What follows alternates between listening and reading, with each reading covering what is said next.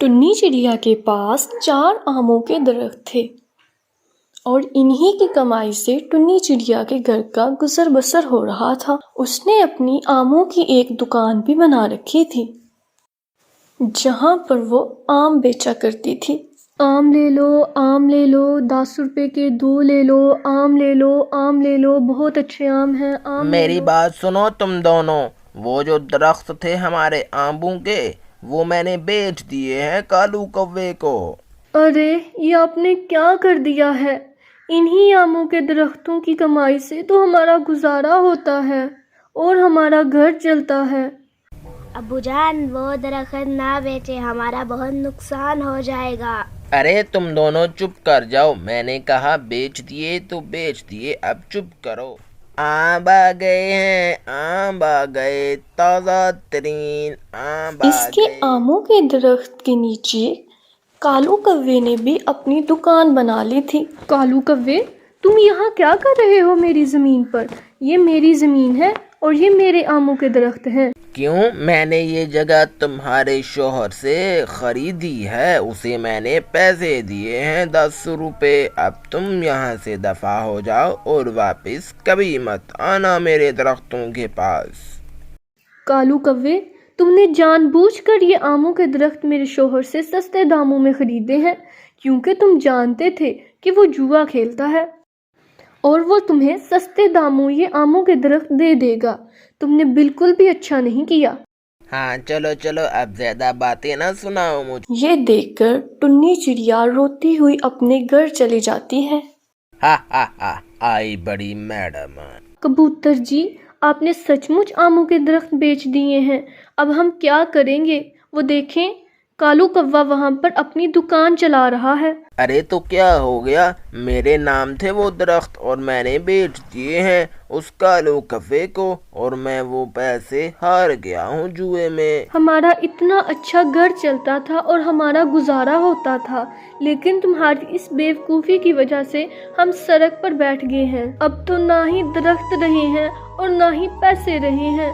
अब हम क्या करेंगे? हम तो लुट गए हैं। टुन्नी चिड़िया की दुकान पर मौजूद आम आहिस्ता आहिस्ता खत्म होना शुरू हो जाते हैं। अरे हमारी दुकान का बस यही आम बचा है। अब मैं इसको घर ले जाती हूँ और अपनी बेटी के साथ मिलकर खा लेती हूँ। जो एक आखिरी आम बचा था, टुन्नी चिड़िया उसको घर ले जाती है और अपनी बेटी के साथ मिलकर उसको खा लेती है। बेटा, ये हमारी दुकान का आखिरी आम था, अब तुम इसको आराम से खा लो। माँ, अब हम क्या करेंगे? अब तो हमारे पास कोई चीज नहीं जिसे हम बेचकर अपना गुजारा करेंगे। कोई बात नहीं बेटा, परेशान मत होना। अगर अच्छे दिन नहीं रहे तो बुरे दिन भी नहीं रहेंगे। अल्लाह पर यकीन रखो और परेशानी में भी उसी पर भरोसा रखो और सब्र करो। बेशक अल्लाह सब्र करने वालों के साथ होता है। सब ठीक कर देगा बेटा, तुम परेशान मत हो। दोनों माँ बेटी थक हार कर सो जाती हैं, लेकिन टुन्नी चिड़िया को एक आइडिया आता है। ओ, तो ये बात है, मेरे जहन में ये आइडिया पहले क्यों नहीं आया? चलो अब कालू कव्वे के पास चलती हूँ। फिर टुन्नी चिड़िया सुबह होते ही कालू कव्वे के पास पहुंच जाती है।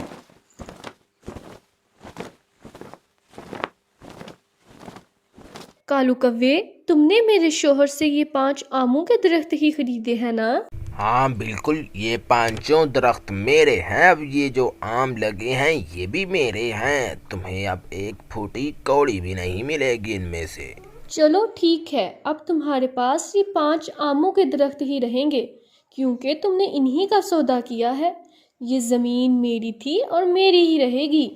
मैं अब इसके ऊपर खेती करूँगी। ये ज़मीन तुम्हारी नहीं है। अरे अब इसका काम ठप हो गया है। अब इसको पता चलेगा कि कैसे धोखा करते हैं।